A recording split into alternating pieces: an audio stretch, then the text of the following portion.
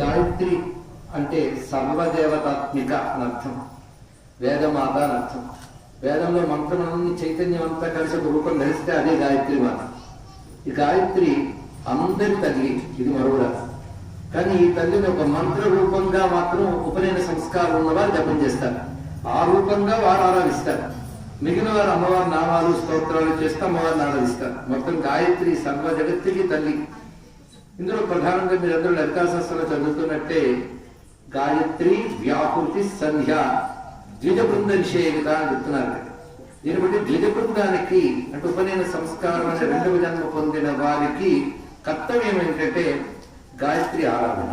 ఇది మాత్రం మరోవరాదు. సంధ్యావందన అంగంగా కనీసం చేయాలి. అది కాకుండా విడిగా గాయత్రి మంత్ర జపం చేయడం కూడా కనబడుతుంది. కానీ సంధ్యావందనాంగంగా చేయవలసిందే. త్రిసంధ్యలను అమ్మవారి మంత్రాన్ని చేయాలి. పైగా సంధ్యావందనాంగం